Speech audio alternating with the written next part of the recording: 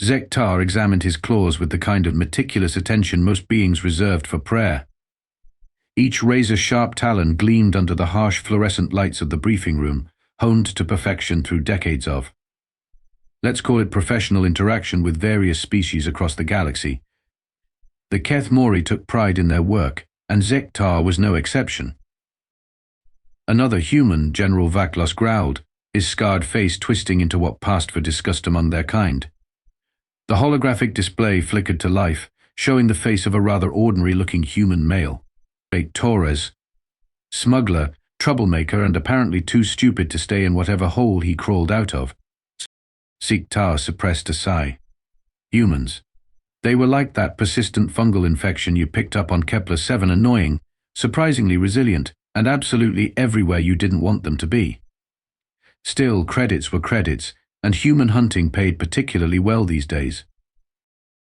What's his story? Zektar asked, already knowing it would be some variation of the same tired theme.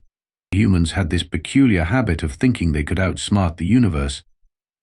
Adorable, really, in the same way a three-legged Grax beetle thinks it can outrun a speeder. And medical supplies. Vaklos spat. Claims he's helping refugee camps. Classic human sentimentality masquerading as heroism. He's hit supply convoys across 3 systems. Of course he had. Humans and their bleeding hearts, literally, in some cases after Zektar was done with them. They couldn't seem to grasp that the galaxy operated on simple principles. The strong survived, the weak served as entertainment, and everyone else minded their own damn business. Zektar's equipment diagnostic chimed softly. His neural tracker was running at peak efficiency, bioscanners calibrated to detect human pheromones from 3 clicks away, and his StunNet launcher was loaded with fresh cartridges. The Keth Mori didn't believe in making things unnecessarily complicated. Find target, subdue target, collect payment. It was a business model that had served him well for 23 years. Last known location? He asked, already mentally calculating travel time and probable escape routes. Humans were predictably unpredictable, if that made any sense. They'd do something completely illogical, just when you thought you had them figured out. Rusty Nebula Station. And Zektar. Vaklos leaned forward, his yellow eyes gleaming. The client wants this one brought in alive. Apparently they have plans. Zektar nodded curtly. Alive was actually more challenging than dead humans couldn't try to talk their way out of custody with those ridiculous speeches about hope and friendship and other fairy tale nonsense. But alive paid better, and he had a reputation to maintain. As he strapped on his gear and ran through his pre-hunt checklist, Zektar allowed himself a moment of professional satisfaction. 23 years, 147 successful captures, and not a single human had ever escaped his custody.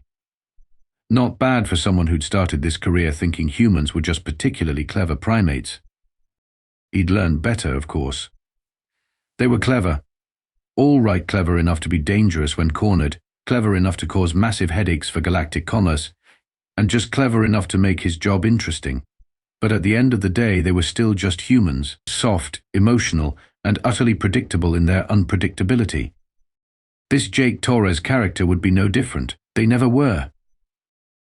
Rusty Nebula Station had all the charm of a waste processing facility and twice the smell. Zektar stepped off his ship into what could generously be called an atmosphere if you didn't mind your oxygen mixed with industrial lubricants, unwashed alien bodies, and what he was fairly certain was fermented garbage. The station's main promenade stretched before him like a fever dream designed by someone with serious issues. Tentacled merchants hawked suspicious-looking meat products. A group of Velthari were engaged in what appeared to be either a religious ceremony or a very complex drinking game. And somewhere in the distance, something was making a noise that suggested either mating season or violent death. Possibly both. Zektar activated his scanner and immediately regretted it. The human pheromone trail was there, all right, but it was mixed with so many other scents that his equipment nearly short-circuited trying to process it all. Wonderful. It was going to be one of those hunts. He began working his way through the crowd, following the faint but persistent trace of human sweat and anxiety. Jake Torres had been here recently within the last 6 hours, if his readings were accurate. The trail led deeper into the station's bowels, past shops selling authentic Earth artifacts, most of which Zektar was fairly certain had never been within 10 light-years of Earth, and bars with names like the Broken Mandible and Void's Edge Cantina. "Excuse me, big guy," a voice said behind him. Zektar spun around to find a small, green-skinned Pictar looking up at him with far too many eyes. "You wouldn't happen to be looking for someone, would you?" Zektar's hand moved instinctively to his weapon. Information brokers were everywhere on stations like this, and they were about as trustworthy as a Scarthax with dietary advice. "Depends on what you're selling." Human male. About this tall, brown hair, scar on his left cheek. The Pictar's grin revealed far too many teeth. Saw him heading toward the industrial section about an hour ago. Looked like he was in a hurry. "How much?" "For you, 20 credits. Professional discount." Zektar transferred the credits without haggling. Time was money, and every minute he spent wandering around this technological disaster zone was a minute Jake Torres had to dig himself deeper into whatever hole he'd found. The industrial section was, if possible, even more depressing than the main promenade. Pipes leaked various fluids in colors that didn't exist in nature. The lighting flickered with the kind of irregular rhythm that suggested the electrical system had given up hope long ago, and the background noise was a constant symphony of grinding machinery and distant explosions. The human scent grew stronger as Zektar descended into the maintenance tunnels. His prey was close now. The scanner was practically humming with excitement. These tunnels were perfect for an ambush, all narrow corridors and blind corners. If Torres had half a brain, he'd have set up some kind of defensive position by now. Zektar rounded a corner, and there he was, Jake Torres, hunched over what looked like a portable medical kit, his back to the corridor. Either the man was supremely confident or supremely stupid, given that he was human. Zektar was betting on the latter. "Jake Torres," Zektar called out, his voice echoing off the metal walls. "Made by the authority of the Galactic Bounty Hunters Guild, you are under arrest for theft, smuggling, and general irritation of civilized species." Torres spun around, and Zektar got his first good look at his quarry. The human was younger than expected, maybe 30 standard years, with the kind of face that suggested he'd been punched a few times but hadn't learned to duck yet. His clothes were worn but clean, and his eyes were the problem. They weren't the eyes of a criminal. They were tired, determined, and annoyingly sincere. Zektar had seen those eyes before, usually right before humans did something spectacularly stupid in the name of their principles. "Let me guess," Torres said, slowly raising his hands. "Kethmori bounty hunter, military-grade equipment, probably been tracking me for days." "How'd I do?" "Not bad," Zektar admitted. "Though you missed the part where you surrender quietly and save us both some time." Torres actually smiled. "Yeah, that's where you and I are going to have a problem." Of course they were. The first sign that Zektar's day was about to get significantly worse came in the form of a bone-chilling shriek that echoed through the maintenance tunnels. It was the kind of sound that made every predator instinct he possessed scream run in unison. "Tell me that was the ventilation system having a mechanical breakdown," Torres said, his face going pale. "That would be a lie," Zektar replied, his scanner suddenly lighting up like a festival display. "Scarthax. Multiple contacts, moving fast." He looked at his former prisoner, and with something approaching respect. "You picked one hell of a place to hide." "Is wide." The second shriek was closer, accompanied by the distinctive sound of metal being torn apart by something with very sharp teeth and no concept of proper maintenance protocols. Scarthax were the galaxy's ultimate party crashers. They showed up uninvited, ate everything in sight, and left nothing but bones and bad memories.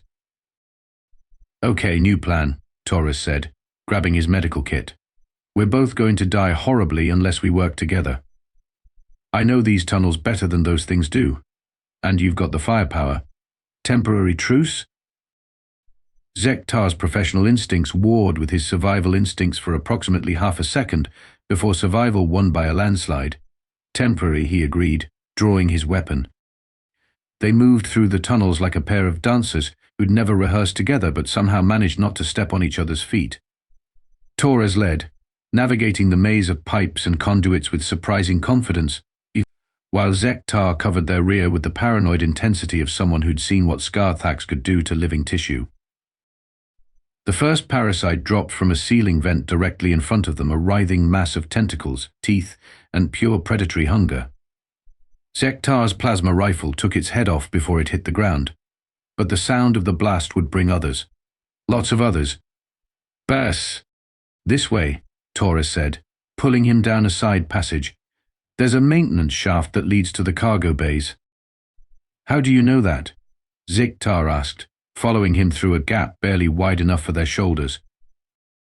"I may have been planning an alternate exit strategy," Torres admitted. "A professional habit." They emerged into a wider corridor just as something large and angry smashed through the wall behind them. Zektar spun and fired, his shots illuminating a nightmare of glistening chitin and razor-sharp mandibles. The Scarthax warrior stumbled but kept coming, ichor streaming from multiple wounds. That's when Jake Torres did something that would haunt Zektar's dreams for years to come. Instead of running, instead of hiding behind the heavily armed alien warrior, the human grabbed a maintenance tool and charged the wounded Scarthax. Not a weapon, a maintenance tool. The kind used for tightening bolts. "What are you doing?" Zektar shouted, emptying his clip into the creature's torso. "Buying you time to reload." Torres yelled back, somehow managing to stay ahead of snapping mandibles through what appeared to be pure stubbornness and geographical luck. Zektar slammed a fresh power cell into his rifle and put 3 shots into the Scarthax's brain stem. The creature collapsed in a heap of twitching limbs and biological fluids that would probably stain the deck plating permanently. Torres stood over the corpse, breathing hard and still clutching his improvised weapon. "Well," he said, "that was educational." Zektar stared at him. "You just charged a Scarthax warrior with a wrench." "Sonic calibrator, actually. And it seemed like a good idea at the time. It was the stupidest thing I've ever seen anyone do. But it worked." Zektar had to admit that it had. More importantly, Torres had done it to save him the alien who'd been hunting him, who'd come to drag him back to face whatever unpleasant fate awaited him. It didn't make sense. Humans were supposed to be selfish, cowardly, and primarily concerned with their own survival. They weren't supposed to risk their lives for their enemies. "Come on," Torres said, shouldering his medical kit. "I can hear more of them coming. We need to reach the docking bays." As they ran through the dying station, emergency lights flickering and alien screams echoing from every direction, Zektar found himself reassessing everything he thought he knew about humans. And that was a problem, because his entire career was built on the certainty that they were predictable. Jake Torres was proving to be anything but. The crash landing was about as gentle as being punched in the face by a meteor. Zektar's ship is beautiful. Perfectly maintained ship carved a furrow through the forest floor that would be visible from orbit for the next 1,000 years. They crawled out of the wreckage like survivors of a particularly violent drinking contest, bruised, battered, and remarkably grateful to be breathing. "Well," Torres said, surveying the damage, "I don't think we're flying out of here anytime soon." Zektar ran a diagnostic on his equipment and immediately wished he hadn't. Half his systems were offline, his communication array was scattered across 3 square kilometers of woodland, and his emergency beacon was transmitting a signal that roughly translated to "Please come collect the spare parts." "There's a settlement about 10 kilometers north," Torres said, consulting a battered handheld scanner. "I've got friends there." Of course he did. Humans collected friends the way some species collected parasites, enthusiastically and without much regard for the long-term consequences. The settlement turned out to be hidden in a valley that his ship's sensors had somehow missed during their unplanned descent. As they approached, Zektar began to understand why. The entire area was shielded by some kind of dampening field that made it effectively invisible to most scanning equipment. Clever, expensive, and definitely not the kind of thing you'd expect to find in a refugee camp. What he found instead challenged every assumption he'd ever made about human nature. The settlement was a carefully planned community of maybe 200 beings, and they weren't all human. Zektar spotted at least a dozen different species working together in what appeared to be perfect harmony. A Velthari engineer was teaching a group of human children how to repair solar collectors, Keth Mori. His own people were working alongside human medics in what was obviously a hospital facility. "Welcome to Haven," Torres said with obvious pride. "The population, whoever needs a safe place to start over." An elderly human approached them, his weathered face creased with concern. "Jake, we heard about the attack on Rusty Nebula. Are you hurt?" "I'm fine, Marcus. But my friend here took a beating." Torres gestured towards Zektar. "This is actually, I never got your name." "Zektar," he said automatically, still staring at the impossible scene around him. Marcus looked him up and down, taking in the Keth Mori features, the bounty hunter equipment, and the general aura of barely contained lethality. "Bounty hunter?" "Reformed bounty hunter," Torres said quickly. "He saved my life back on the station." That wasn't exactly how Zektar remembered it, but he was too busy having an existential crisis to argue. Marcus led them to the medical facility, where Zektar found himself being treated by a human doctor who showed no fear, no hesitation, and no apparent concern for the fact that he belonged to a species that had spent the last century hunting humans for sport and profit. "This might sting a bit," Marcus said, cleaning a gash on Zektar's arm. "Scarthak's claws are nasty things. We see a lot of survivors here." "Survivors?" From the attacks. "The Scarthaks have been hitting refugee transports for months now.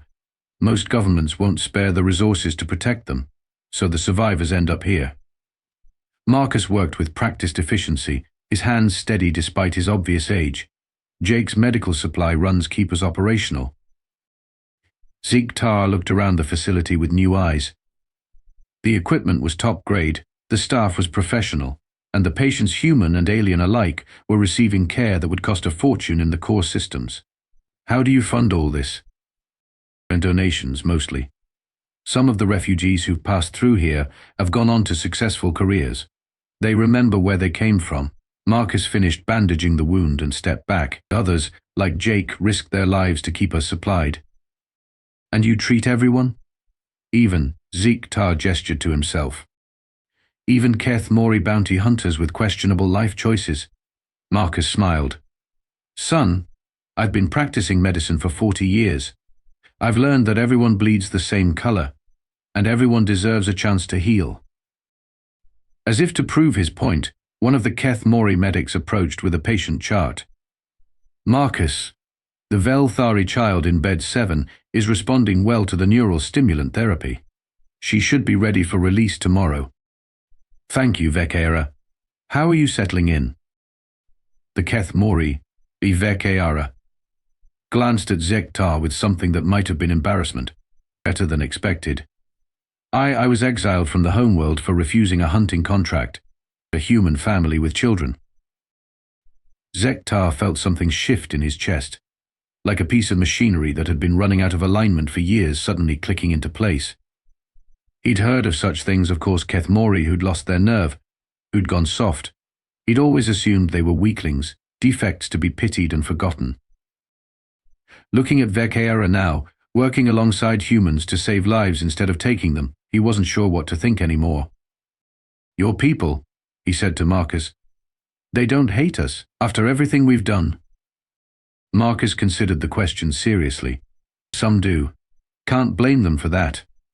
But most of us have learned that hate is a luxury we can't afford. Too much work to do, too many lives to save." He gestured around the medical facility. "You can't heal the galaxy by holding grudges." Zektar spent the rest of the day wandering through the settlement, trying to reconcile what he was seeing with everything he'd been taught about human nature. They were supposed to be weak, selfish, and ultimately inferior. They weren't supposed to build places like this, weren't supposed to risk their lives for strangers, weren't supposed to forgive their enemies. But here they were, doing exactly that, and it was making his head hurt. The attack came at dawn, because of course it did. Zektar's emergency beacon had finally managed to transmit a coherent signal. and General Vaclos had responded with the kind of enthusiasm typically reserved for religious festivals and public executions. 3 Kethmori gunships descended from the early morning sky like mechanical vultures, their weapons already powered up and tracking systems locked onto the settlement. Zektar watched from the medical facility's observation deck as his former colleagues deployed in textbook formation, professional, efficient, and utterly without mercy. "Well," Jake Torres said beside him, "this is awkward." General Vaclos strode through the settlement's main thoroughfare with the confidence of someone who'd never encountered a problem that couldn't be solved with overwhelming firepower. Behind him, 24 Kethmori warriors spread out in a classic suppression pattern, their weapons trained on the gathered refugees. Zektar stepped out to meet them, very much aware that his career was about to end in one of 2 ways: promotion or execution. Given Vaclos's expression, he wasn't optimistic about the promotion prospects. "Zektar," the general's voice carried across the settlement like a death sentence. "Report." "Target acquired, sir. Jake Torres is in custody." The lie came easily, which was probably a bad sign for his moral development.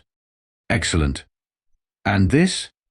Vaclos gestured dismissively at the settlement around them. "Illegal refugee colony. Standard protocol applies."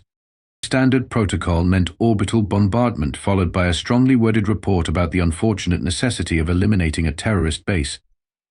No survivors, no witnesses, no inconvenient questions from bleeding heart politicians in the core systems. "Sir," Zektar said carefully, "these are non-combatants, families, children. They're harboring fugitives and operating without proper documentation." Vaclos's smile was the kind that made small animals burrow deeper into their holes. "Besides, the cleanup will send an excellent message to other would-be humanitarians." The refugees had gathered in the settlement's central square, humans and aliens standing together in a tableau that would have been touching if it weren't about to become a massacre. Marcus stood at their front, his medical coat somehow managing to look dignified despite the circumstances. Children clung to their parents, trying to understand why the scary aliens were pointing weapons at them. And Jake Torres stepped forward. "I'm the one you want," he said, his voice carrying clearly in the morning air. "Let them go, and I'll come quietly." Vaclos laughed, a sound like metal grinding against stone. How refreshingly naive. "Zektar, execute the fugitive. Consider it proof of your continued loyalty." Zektar's weapon was in his hand before he consciously decided to draw it. The familiar weight of the plasma rifle felt different now, heavier somehow. Around him, his former colleagues waited with the patient attention of predators watching prey. Jake Torres looked at him with those impossibly sincere eyes, and Zektar realized he was seeing something he'd never encountered in 23 years of hunting humans. Not fear, not defiance, not even resignation, or acceptance. Torres was genuinely prepared to die to save people he barely knew, because that's what humans did. It was, Zektar reflected, the most alien thing he'd ever witnessed. "Well?" Vaclos demanded. "Are you a Kethmori warrior or a sentimental fool?" Zektar looked at his rifle, then at Torres, then at the settlement full of beings who'd somehow built something beautiful in a galaxy that specialized in ugliness. He thought about Vek-Era, working in the medical facility instead of hunting children. He thought about Marcus, treating his wounds without asking for payment or apology. He thought about Torres, charging a Scarthax warrior with a sonic calibrator because it seemed like the right thing to do. "You know what, General?" he said, raising his weapon. "I'm beginning to think those aren't mutually exclusive options."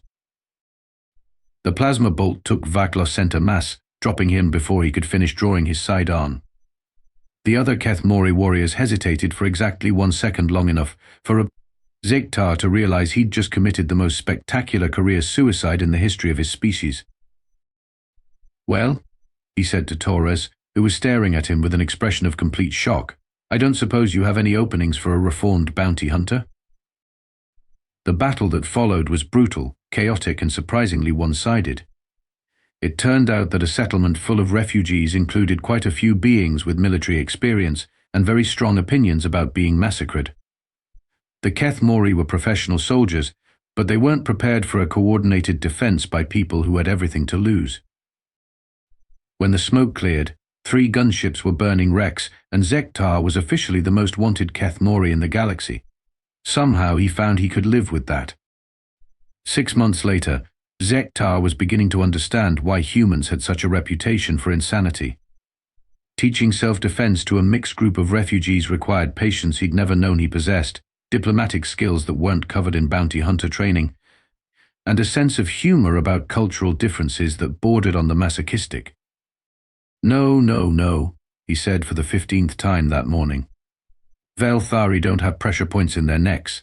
If you try that move on one, you'll just tickle them." A young human named Sarah raised her hand. "What about their secondary respiratory system?"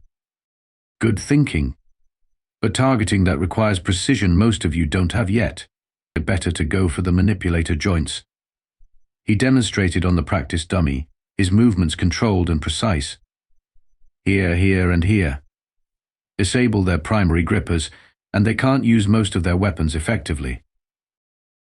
The class took notes with the kind of intense concentration usually reserved for religious ceremonies. It was oddly humbling to realize that beings he'd once dismissed as prey were now looking to him for protection. "Zektar," Marcus called from the medical facility. "We've got incoming wounded from the Centauri incident. Could use your help with crowd control." He nodded and dismissed the class, then jogged over to the landing pad where a battered transport was offloading survivors from the latest Scarthax attack. The refugees stumbled off the ship in various states of trauma and injury, their eyes holding the hollow look of beings who'd seen too much death. Among them was a small group of Keth Mori, their military bearing unmistakable despite their civilian clothes. They spotted Zektar and froze, hands moving instinctively toward weapons that weren't there. "Easy," he said, raising his hands in a gesture of peace. "You're safe here." The eldest of the group, a scarred veteran who looked like he'd been through several wars, stepped forward cautiously. "Zektar the traitor?" "That's what they're calling me these days, yes, though I prefer Zektar the dramatically reformed." He gestured toward the settlement. "Welcome to Haven. Population, whoever needs a second chance." The veteran looked around at the bustling community, taking in the mixed species working together, the children playing games that didn't involve weapons, and the general atmosphere of organized chaos that somehow managed to function as a society. "This is real?" he asked. "Humans actually built this?" "Humans started it. Everyone else just helped make it better." Zektar fell into step beside the group as they walked toward the processing center. "Fair warning, they're going to treat you like family. It's disturbing at first, but you get used to it." "Why?" The question came from one of the younger Keth Mori. "Why would they help us?" Zektar considered the question seriously. It was one he'd asked himself countless times over the past few months, and he was still working on the answer. "Because," he said finally, "they're humans. Helping people who should probably be their enemies is just what they do. It's like a species-wide mental disorder, except it's actually making the galaxy a better place." As if to prove his point, Jake Torres appeared with a medical team to help process the new arrivals.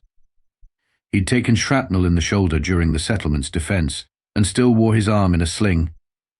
But he was grinning with the kind of enthusiasm that suggested either genuine happiness or a complete break from reality. "Or customers for the self-defense classes?" he asked. "Probably. Though I'm thinking of adding a course on human psychology for confused Keth Mori." Zektar watched as the medical team began their work, efficient and gentle, despite the language barriers. "Fair warning, these people are going to be aggressively nice to you. It's their way." Torres laughed. "Says the guy who's been teaching alien children how to properly throw a punch." "That's different. That's practical skills training." "Sure it is. Just like your tactical gardening sessions with the agricultural team." Zektar glared at him. "Plants are important for defensive positioning and camouflage. It's perfectly logical military planning. Whatever helps you sleep at night, boss." As the day wore on and the new refugees settled into the rhythms of the settlement, Zektar found himself standing on the observation deck, watching the sunset paint the valley in shades of gold and crimson. It was beautiful in a way that had nothing to do with tactical advantage or resource acquisition, beautiful simply because it existed. A year ago, he would have dismissed such thinking as human nonsense. Now he was beginning to suspect that human nonsense might be exactly what the galaxy needed. His communicator chimed with an incoming message from one of his former colleagues, probably another bounty hunter looking to collect the substantial price on his head. He deleted it without reading it. These days he had more important things to do than worry about his past.